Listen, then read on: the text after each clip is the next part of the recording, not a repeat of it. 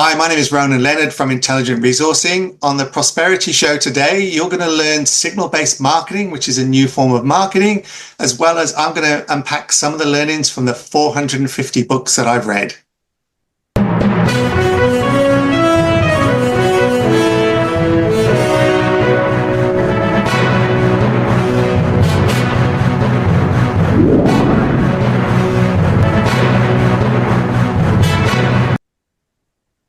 Welcome to yet another exciting episode of the Online Prosperity Show, your premium destination for exclusive insights into today's compelling business themes and business minds. I'm your host, Prosper Taruvinga, and today we've got a guest whose journey is as riveting as it is inspiring. Now, Ronan, how are you doing today? I'm well, thanks, Prosper. Thanks for having me on the show. Fantastic. I'm really excited. I mean, obviously this show wouldn't be happening. You've been on a sinking ship before, haven't you? I have, yes. It's a great party anecdote. It gives people a bit of a wow factor. So, and I survived, obviously, to tell the tale. So I've got some funny stories that happened during that time. So it wasn't all doom and gloom. Absolutely. Now, obviously, our audience are now anticipating that, because I want to ask you, if you're watching this right now, and thank you so much for tuning into the Online Prosperity Show. Just imagine being maybe on a sinking ship, and not just metaphorically in business. I mean, I know a lot of businesses are a sinking ship in and of themselves, but on an actual cruise liner, off the wild coast of South Africa there. And that's exactly what Ronan experienced. And he was at a ripe age of 23 and ended up having to help rescue over 600 passengers and crew that were on board the cruise ship Oceanus when it met that untimely fate. I think this was something that was obviously in the news and people would have known a little bit about this. So we actually have one of the survivors on the show with us today. So obviously this harrowing experience was just the beginning of what I would want to say a remarkable voyage into what Ronan has obviously started navigating the high seas when he started as a casino manager, and he went on to grow a casino party company in Australia.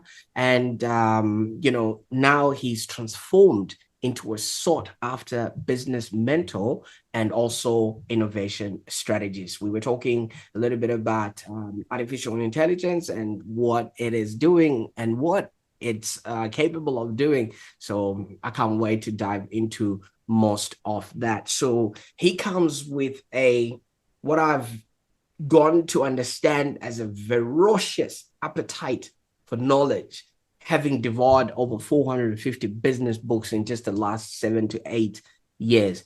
Now, I must let you know, an average Australian or American reads maybe one book every 12 years, if any, like that. So you can imagine 450 books in the 7 to 8 years. For you to do the maths, I think that's like 50 books a year, if I'm correct. Prove me wrong. Your maths is good.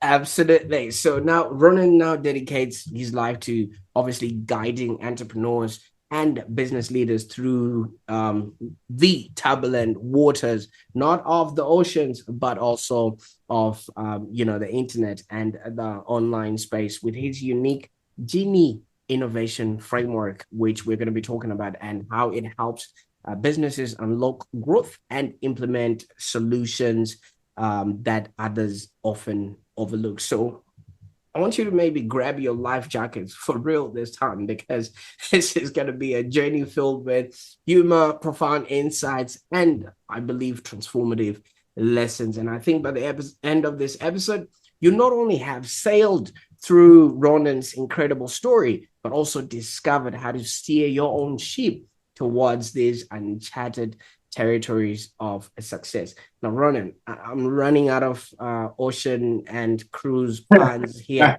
Get me out of my misery. You've had an adventurous career, from being a cruise ship casino manager to now becoming a business mentor. Tell us pretty much what life was like living on the cruise. Well, I pretty much had an anti-career. I've just sort of, if I don't like doing something, I'll leave and try something else. You know, on your deathbed, the last thing you want is to wake up and go, I spent 30 years working as an accountant when I hated it, or I worked for all of these companies that I didn't enjoy. And so for me, it made far more sense to just quit and do something different. The cruise ship story was, I was quite naive. I was 23. Fascinating story in the fact that we were in this huge storm off the wild coast of South Africa, and the lights suddenly went out, and we were in the emergency lighting. We didn't know what was happening because all of the senior officers and crew were Greek, and so they abandoned ship. So they didn't tell us we were sinking. They didn't follow any of the safety procedures. We ended up through word of mouth knowing that obviously something was going wrong. We loaded the first lifeboat, women and children, and on the other side of the boat, all the senior officers left without a single passenger. Lucky enough, I survived, only because the ship sunk quite slowly. Shark-infested waters, huge storm, but we sunk slowly, which meant that in the morning the helicopters came from South Africa, and we helped get the last 170 odd people off the ship who had no way of getting off because we'd run out of lifeboats. So one of the key things it kind of taught me is that I don't automatically defer to people just because they have 3 stripes on them or they're the CEO of something. I believe that respect and admiration has to be earned rather than just deferred because someone has a high-profile title. So that was my kind of key lesson coming out of that. I did it for another 9 years, so I traveled the world, and then I came to Australia in 2000. And within a couple of years, I was, I suppose, a little bit landlocked, a little bit unsure of what to do. And so I started my very first business from there and sunk my life savings into it. Luckily, it worked out, but only because I had someone who taught me something I didn't know. And when you talk about the books that I've read, I think the more you read, the more you realize that you don't know. And business is evolving so quickly. You touched on AI, and we can go into that deeper.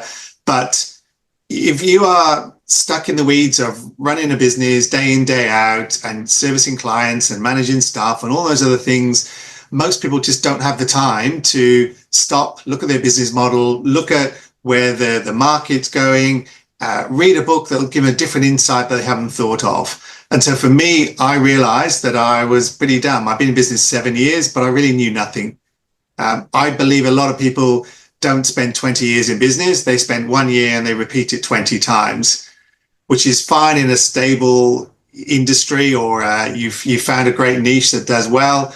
But these days, that 20 years is almost impossible because the future of business and how it's changing is so rapid.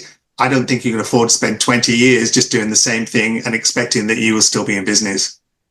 Absolutely. And thank you so much for opening those floodgates. I mean, is that too soon so that we have an understanding of what your journey was like? And I like the thing that you brought up there. Just because somebody's wearing a white jacket or 3 stripes on them doesn't mean they're the boss of you or the authority of your life, because they too will look after themselves first before they actually try and save you. So that's something that a lot of people might have needed to experience in order to actually come to that sort of realization. But you say you just found yourself on a cruise ship at 23.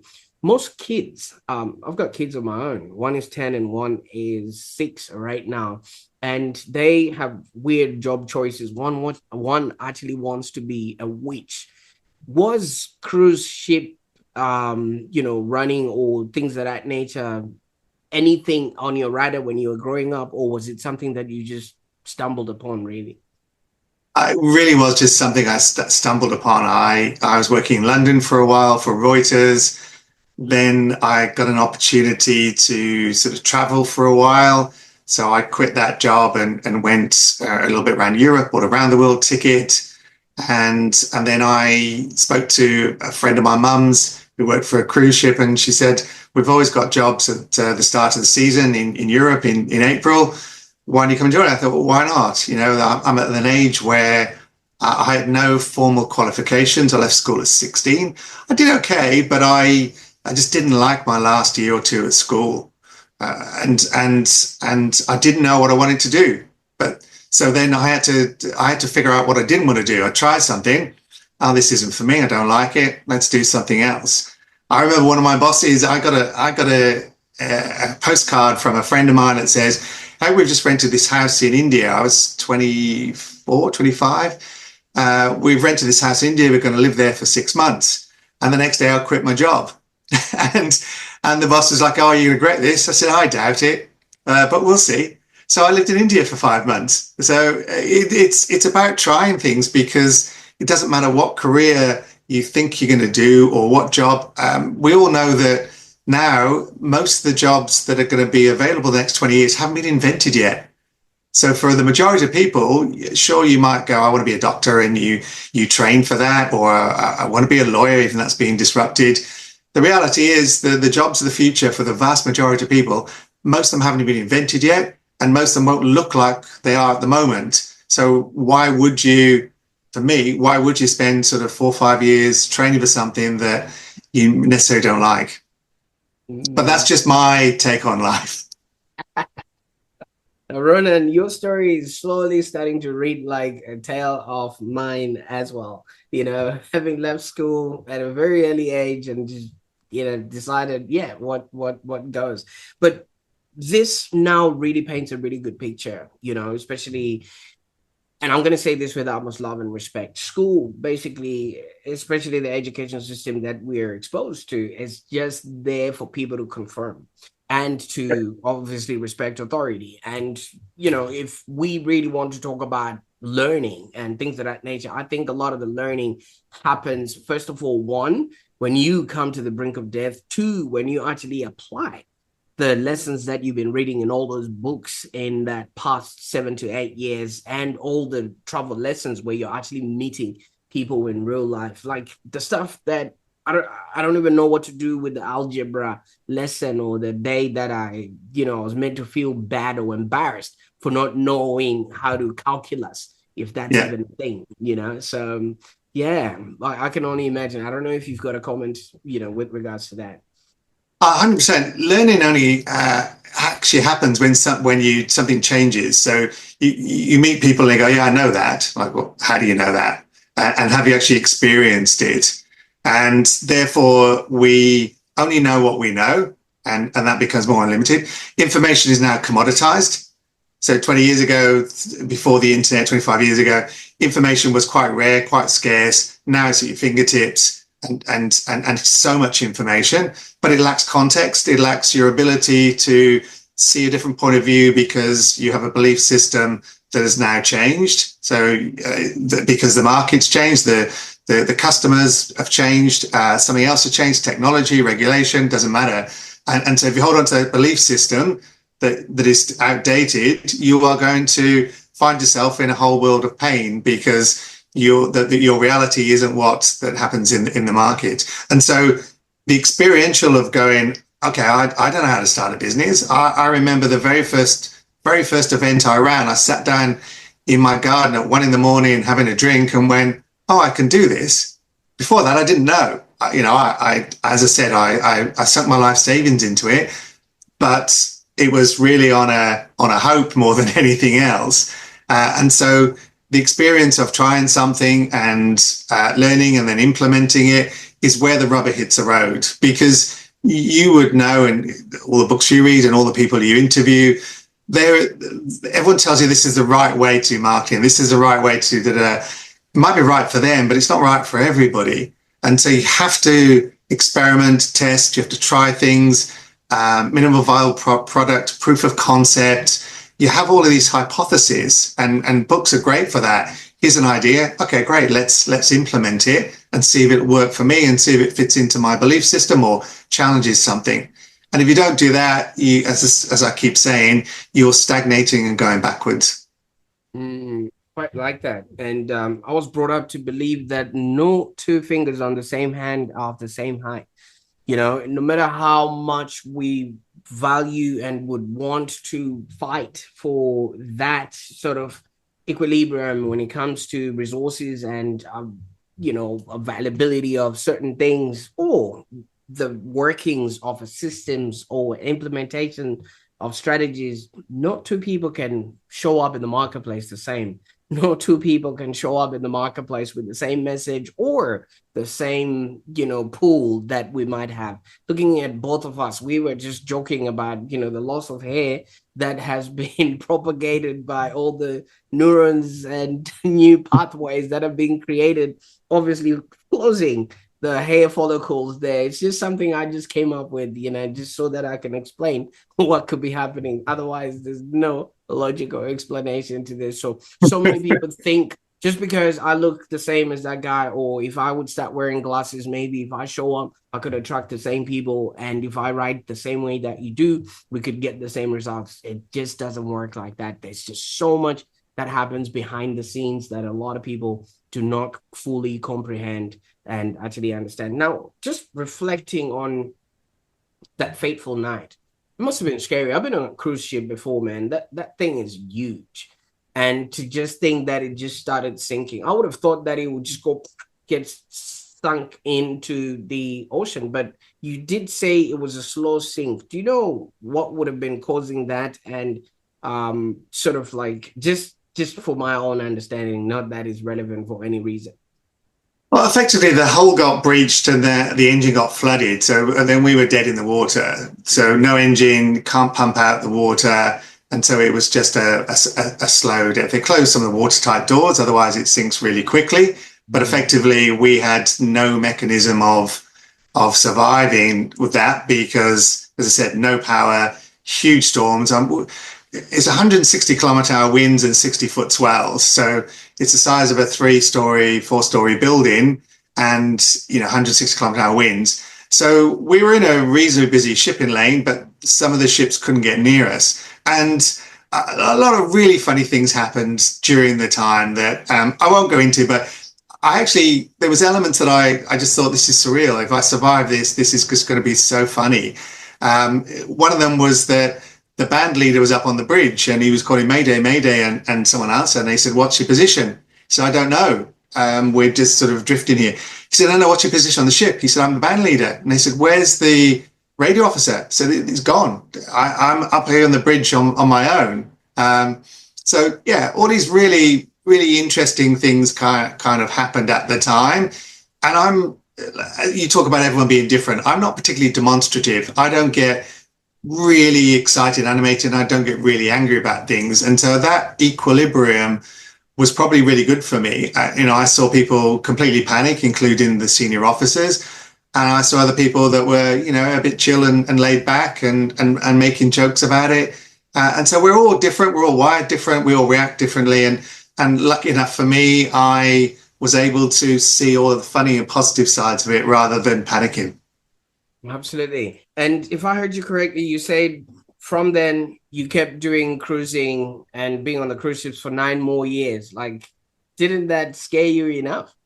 Well, the opposite. I thought that was probably as bad as it's going to get. We had a couple of close shaves after that, had small fire on board and clipped something else. And the edge of hurricanes out of the Caribbean. It's hurricane season in September. So a few things, but nothing like that. It's such a freak accident that I figured, the chances of it happening again, pretty low. Absolutely. Well, geez, kudos to you, man, for having survived that and still went back in again to, for almost a decade and things of that nature. But when you then came over to Australia, obviously, like you said, it was landlocked and, you may have missed the turbulence of the ocean. You went on and started your business, with just 2 casino tables, and you grew it up to 50. Tell us a little bit about what you were doing and what that sort of did for you as a person. So I'd sunk my life savings into this business. I had a very strong background in entertaining people and casino. I knew it inside out. And so I started this business, but within the first 12 months, I'd made $600. I'd sold one event to one person, and I was trying as much as I possibly could. I had a full-time day job. I was trying to do this evenings and weekends. And then this was back in 2003. I met a mentor that took me under his wing. He said, "Oh, have you got a website?" I said, "Yeah." He said, "Do you know how much traffic you get to it?" I got no idea. This was back in the day when a website was built on HTML, and if you wanted to change one single word on there, it cost you $140 an hour for someone to change one word. Right? He said, "Come to my house and I'll show you how the internet works." So he showed me very early on how Google indexed pages with meta tags, descriptions, create a page that is relevant to what you're trying to attract. And he said, I'll charge you probably, I think it was about a third of what he charged his sort of regular kind of corporate clients. So he effectively felt sorry for me. I started to learn more about that. Within 2 weeks, I got my first client paying me $1,500, and I was up and running. But without that mentor, I quite possibly would have ended up just giving up, because I tried what I thought was everything. And this is where mentors come in. This is where books come in. This is where a different perspective, someone that can show you something that you had never thought of.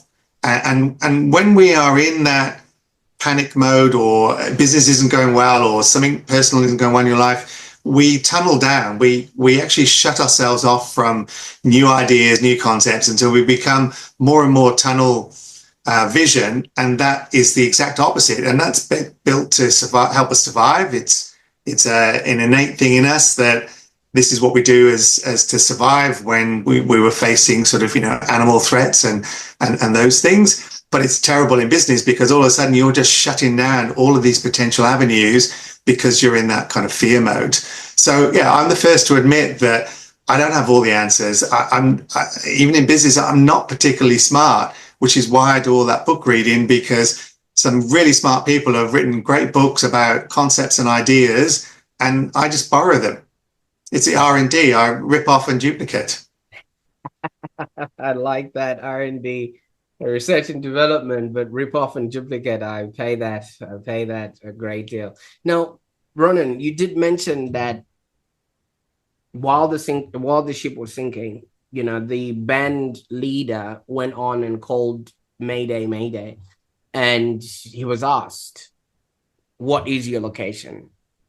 That information could have changed that situation quicker than anything else. And with now what you're saying, you've been reading and grasping all this information, which is obviously, R&Ding your way through. The information that you're gathering is definitely changing the situation of where you are. Your ship is no longer sinking. You've got the rescue of all these 450 mentors, that are coming to your aid. And that, obviously, each and every one of them might not be the best for that time, but you're making use of, their knowledge when you need it. Now, you must have a process, or you must have a way, because 50 books a year, that's a lot of energy, time, and effort that's required in order for you to grasp all that information, complete the book, and still be able to show up for dinner, at home or something like that.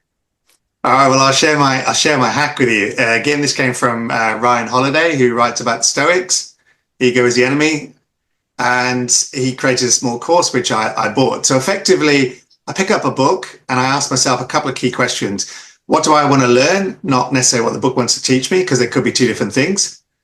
Is there something in here that might change my perspective on something? And the third one, is there something in this book that I can implement either immediately or very, very soon? Otherwise, like we said earlier, knowledge is wasted. If you know something and never implement it, it's wasted knowledge. It's the same as not knowing it at all. And then I look at the index at the back and I start scanning. And because I've read so often, I can look and go, Amazon, I've read lots of case studies about how Amazon formed. I'll ignore that. But then I might see something really interesting, like, oh, signal-based marketing. Well, what's that? And so I'll make a note of where that is in the book. And then I'll start to read the book at the start and just get an understanding of, do I like how they write?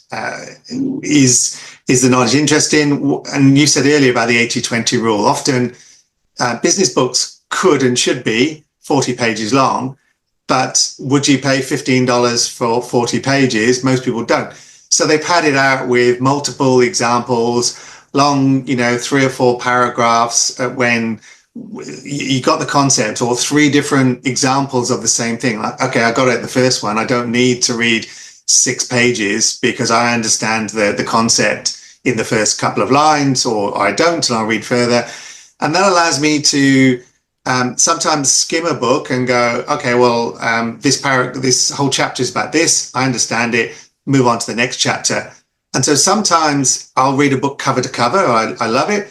Other times I'll skim it and I'll only read 40, 60%. And then the final bit to cement the learning is that I actually create these little cards of cheat sheets. And so things that really jump out at me, I write them down. So I've got a section on marketing, sales, processes, innovation. And I've got this little index of all of the best bits out of the 8 different books on innovation, or 10. And I can just go back and remember those, because it's hard to remember 450 books and all the things in there. So that's my hack and my cheat of finding out how I can still access that information without having to go through the whole book again.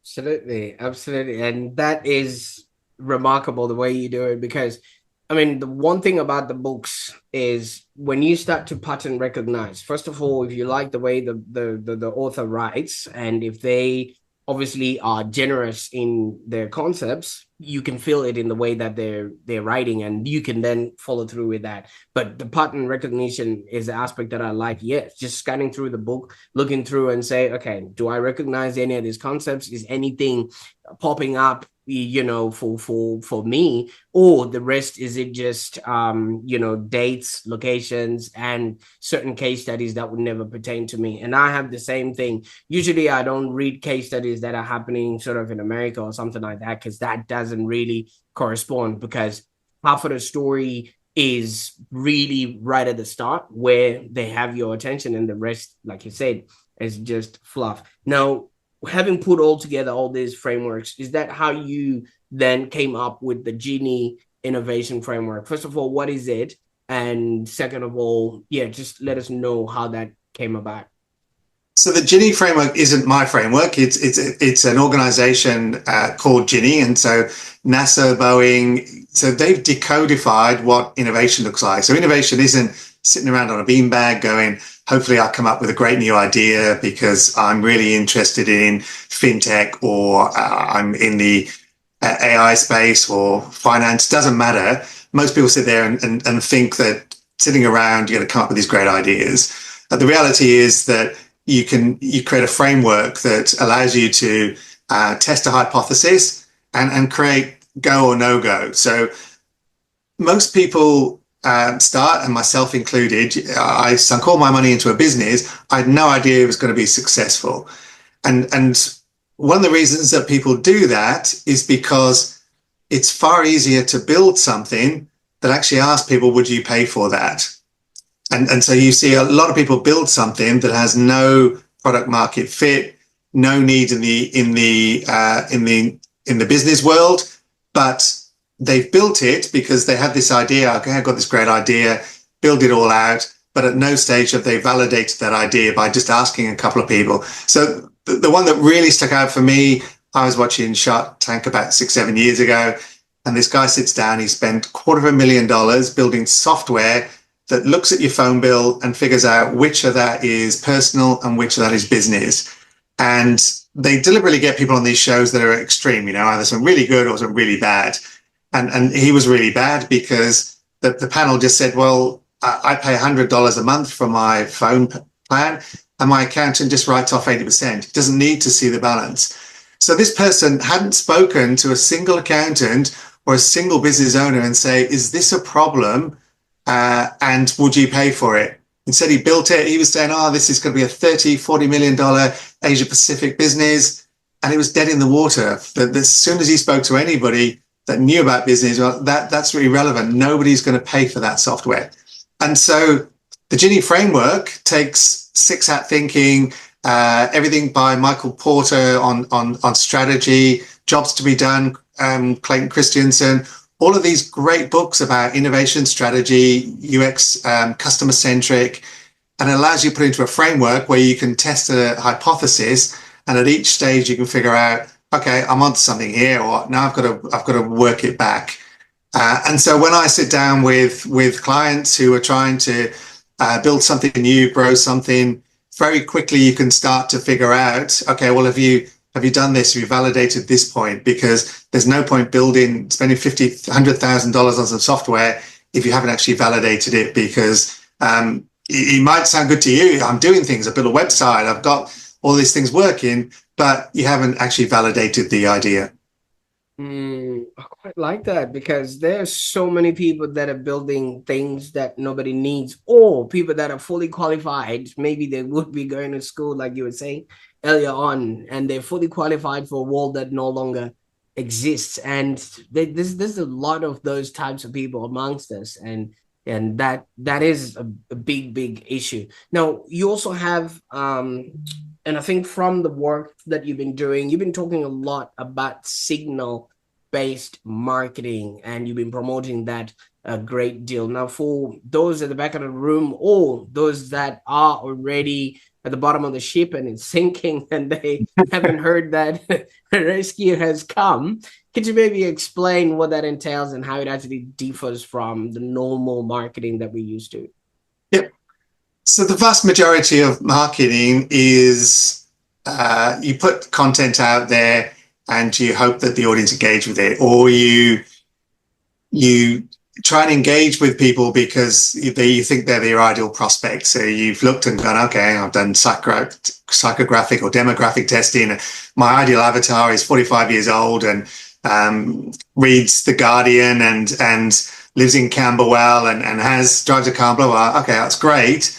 But what are the signals that they're actually interested in the product or service that you sell? And if there's no signal, all you're doing is you're trying to reach out to 1,000 people as an example, because you found 1,000 that their ideal customer profile, and you reach out to them saying, hey, this is what I offer. And there's no relevance to it. You're hoping you snag one or two that are just the right time going, actually, I was just looking for that service that you talk about.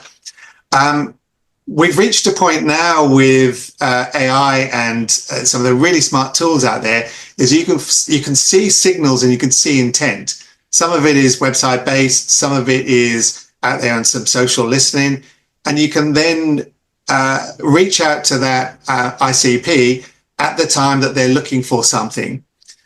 So some of it's quite complex, but the reality is you can create micro campaigns. So rather than trying to send out to 1,000 people, I've identified 50 people here that are looking for what I need. They've been on a webinar, they've engaged with a post talking about this specific problem, they've mentioned it themselves. Reach out to those 50 and you have a far greater chance of getting them interested, because they've created some signals that they're looking for what you're offering, instead of hoping that out of 1,000 people, you snag one or two that are just the right time and it's just the right message. You know what, Ronan, your story writes itself. You know, you presented to us a sinking ship, and when that ship was sinking, there was a band leader that got access to a microphone. And not a microphone, what do you call that? The walkie-talkie. On that walkie-talkie, he scattered a message, Mayday, Mayday, Mayday. And the ships that were around were saying, we can hear you, but where are you? Or who are you? Can you identify yourself and locate yourself? So in comparison to that, or maybe as an analogy to that, every other business owner right there has the walkie-talkie shouting Mayday, Mayday to their customers. But their customers don't know who they are, what it is that they sell, how they can help them, and how they can actually reach out and maybe start doing business with them. I don't know if I've completely gotten your prospect here, or the thing that you're working on in relation to the story that you just told us. Yeah, it's a good analogy, Prosper. I like it. And that's just one example. The more you look and the more you read, the more you see. We, inside Intelligent Resourcing, with a couple of the team in there, built a fully functioning, really high quality AI product that can scan a room and mention everything in there and block it out. It took him 50 hours. You can vibe coding, you can many people now can build a website in less than a day. And so who's been disrupted? People charging $10, $15, $20,000 for a website. There was an example just this week on the internet where somebody in 3 days built a copy of DocuSign. Now, DocuSign is a $1 billion company. It's $30 a pop. Somebody with almost very little coding experience, vibe coding, built something in a couple of days that is fully functional and does the same thing as Dropbox. And so the reason I'm sharing this story is that everybody that thinks, oh, I've got a SaaS, I've got, we create website apps, we do this and the other, is going to be significantly disrupted.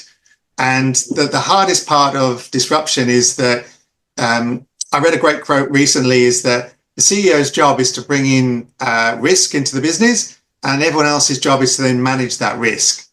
And it's why big companies, you always see the examples of, they always use Blockbuster and Kodak as the main ones. But even I'm seeing 20 person marketing companies that aren't using AI are going to be significantly disrupted because, as I said, there's signal-based marketing, there's other ways to build a website in a day. All of these things are converging at scale to significantly disrupt so many different industries. I'm just using marketing as one example, so many. And it's only going to accelerate. And so the winners are the people that are diving in now and going, I understand vibe coding. I understand that I can build using AI and some other different tools. I can build a MVP in 2-3 days, not 2-3 months. And this is the world we're living in now. Absolutely. And for those that are obviously looking to do their own R&D, using your methodologies and the signal-based sort of marketing, where can they go on the internet to find you, Ronan?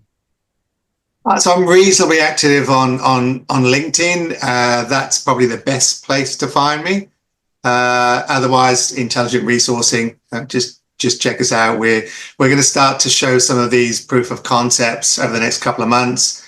We'll probably do a couple of live demos where we can sort of throw something up almost immediately using either some vibe coding or some AI agent and go, you want to build this? Great. We'll show you how you can almost do that within a day, as opposed to developing this over 2-3 months with a traditional sort of approach. Absolutely. I'll definitely make sure that all those links are in the show notes so that people can, find rescue, and maybe that could be the life jacket that they would have needed for whatever sinking ship they might be facing. Now, Ronan, I mean, obviously you're working with so many people out there and you're coming across, screaming people in the hallways. And like you said, you were cool, calm, and collected, and you just, wanted to just make sure that you were safe and everybody else was. A lot of entrepreneurs struggle with the fear of failure because they're afraid if they go on and do something or innovate too much, people will maybe, not buy from them, or they will just be way out of, the reach of their customers. But you've faced a literal life-death situation, or maybe situations in all your travels. How do you actually counsel business leaders to reframe their fears and actually start taking bold steps? Because what you're telling is an existential crisis to a lot of people. Like, you're saying, hey, if you don't figure this stuff out, you might just be run over by those that are, so to speak. So I was in book club this week with a friend of mine, Mary Jensen, and she summed it up beautifully. She said, people will only listen when they're ready to receive that message. So, you've been running this podcast for a long time. You've probably created so many nuggets of value out there, and yet the vast majority of people will ignore that, and because it's not the right time, it's not the right message for them, and they're just not receptive for that. Everyone's got different risk tolerance. Mine is quite low, sort of financially, but at the same time, it's quite high in the fact that I'm prepared to start new businesses, try something. And so it's a bit of a paradox with me that I'm quite risk averse with money, but very risk tolerant with my time and my energy. And so everybody's got to be different. They've got to find their own way. But if you've got any kind of profitable business, even if you just put one person aside and go, let's create a skunk works, how would we disrupt this market? How can we do this, what we're doing now, but with a fewer team? Everything I'm reading is that there's billion-dollar companies now being created with 10 staff. And so people just can't get their head around the exponential growth. It's not 1 + 1 is 2 and 2 is 4. It's that hockey stick that they always show on business. You know, the hockey stick curve is happening exponentially, and people just don't understand until they start to sort of play around with some of these tools and understand the capability. Absolutely. It's already started. I think it was on Seek. I'm not quite sure. Don't quote me on this, but there's a company that's already advertised for an AI agent that they wanted to pay 15K for. I don't know if you heard about that. And when the backlash started coming in, they were like, no. We're looking for a person who can create an AI agent. We'll still pay them a salary as a human, but we also pay the AI agent some sort of a stipend. And I was like, nah, this is just, saving their behind here. But they literally wanted to go in and then just be the first company that has openly, say they could work with an AI agent, sans human, sans feelings. So the reality is, again, I was reading about technology changes throughout the year, and AI is a disrupting technology, as in it's a job destroyer. So the internet was a job creator because it created web developers and copywriters and SEO and all of these other niche businesses that came off the back of that. Sure, it disrupted bricks and mortar and became online. AI is going to destroy so many jobs. And if you look back to the very first industrial revolution 200 years ago, I'm originally from Britain, great example, is that it took the UK almost 60 years for a livable wage and to get these people out of poverty, because similar happened. These very big industrialists realized that they could do so much more with the mechanized looms and all those other things. And then they also employed children because they were small and fitted in there. And so all these artisans and all these creators lost jobs, and it took 60 years for Britain to recover and any kind of sort of middle class and catching up. And so the downside with this is that there's going to be a mass swathe of jobs lost, and I don't know how quick they're going to be replaced. So sorry to end on a bit of a doom loom, but you can see it if you look for the signals. You can see it out there, and including what you said. If you can employ someone that's an AI agent's doing 15 grand, that you were paying someone 60, 70, 80, that job's not going away, because that AI agent is going to work 24/7 and is smarter than you. So it's happening, and it's just going to accelerate faster and faster, unfortunately. Well, no need to apologize. It is happening, and there's no need to sugarcoat it. And from what I've seen and heard, and also sort of concluded, it does seem like all jobs that were deemed non-essential during the pandemic are the ones that are actually getting the boot, most of them. So if you really look at that sort of trend and how it's all coming together, it's just maybe getting people prepared more than anything else. But there's one thing that you said, there's seasons to this, and each sort of entrepreneur will come ripe at the age or the time that is good for them. And you did mention Mary Jensen saying, some people will receive the message when the message is ready for them. When the student is ready, the teacher will appear. Yeah. So I really believe in life. We're here to live, to learn, and to contribute. And you've lived the life. I mean, near-death experiences, and you've learned the 450 books that you've read and more. And now you're also doing the whole contribution by, I think you've sponsored over 25 young entrepreneurs in the past sort of 4 years in, whatever endeavors that they're doing, what sort of qualities are you looking for in these individuals, and how are you supporting their development? This was all part of a program called iGen, created by Frank Wyatt here in Melbourne. And I'm just a firm believer in putting the ladder down for the next people to sort of come up. And so they do all the screening for that. But the idea is, over 6 months, they'll learn a lot about entrepreneurship and test and validate some ideas. And it's free because there's no government support. There used to be, there isn't anymore. There's almost no free way for entrepreneurs or someone to go, I've got an idea, I'd like to sort of try that and experiment to that. So their biggest success story was a guy called Harry Sanders, Studio Hawk, SEO. He was couch surfing, so he was pretty much homeless, and they brought him into the program. He now has, I think, 60 staff in 3 different countries, still only about 27, 28. So he was their kind of great success story. But I think all of them that go through that process learn that actually entrepreneurship isn't for me.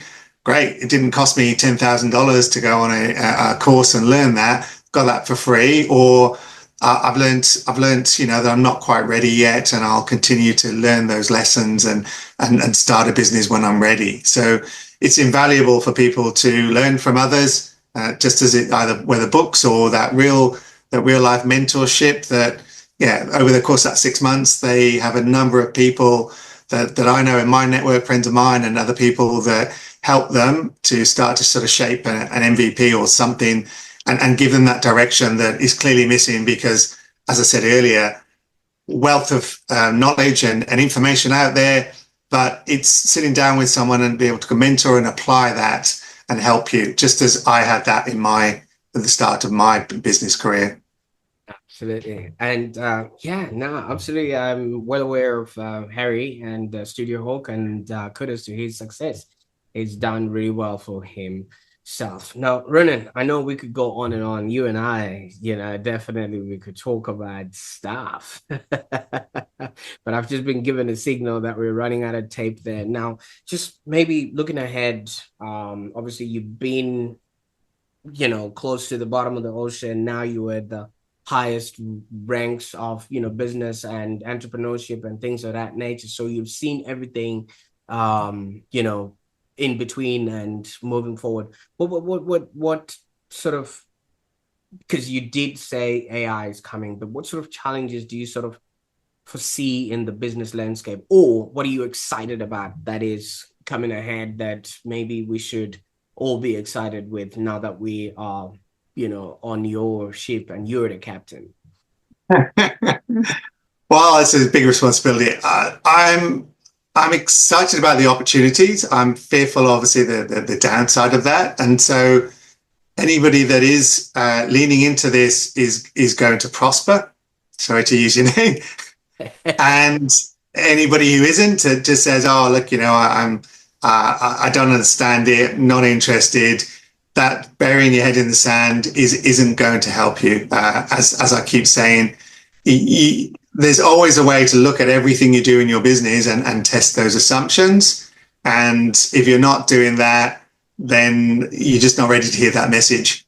And unfortunately, it'll show up in your bank account in a couple of years' time if you're not doing that. But the reality is, it's here, it's happening, it's speeding up. So it's gone from 3 years ago, AI, and what's that? They call it the AI winter. So there's been this big hype, and then it doesn't match, and then a bit more hype, and it doesn't quite match. And we're out of that AI winter now, and you're seeing every day rapid development, rapid changes. And as I said, it's only going to get faster. So strap yourself in. Where it's going to go, I don't know. But I do know everything's going to change, and everything that we expect is going to be different. Oh man, there's some really high hopes right there, and I'm really excited for what's about to come through. So this is probably the time where we will, sound the ship horn as we leave the harbor into and sail into the seas unknown. But thank you so much, Ronan, for your time. I mean, your life story and your experience have so much value if people just give themselves time to unpack it. And I think you've got a lot that you have to offer only when people are ready to receive it, as you have said. Well, thank you for having me on the show, Prosper. I really enjoyed the back and forth, and your puns around the ship has worked pretty well. Continue doing it on the fly. So, well done. Absolutely. Well, thanks to the technology we have these days, it does do a bit of helping. But this was something, of a hands-on deck. So many people might not be understanding, where they are or what it is that they're doing, just like your band leader who had no clue where they were. So nobody would know exactly how to come and rescue them. So if you find yourself in that sort of situation, I encourage you to check out what Ronan has been laying down on his websites, and also just follow his content on LinkedIn there. And I think if you found inspiration and valuable insights today, just please share this episode with somebody who's going through a rough time or in the rough waters in his business. Not necessarily that Ronan is there to rescue, but at least they might get some insight or some much needed inspiration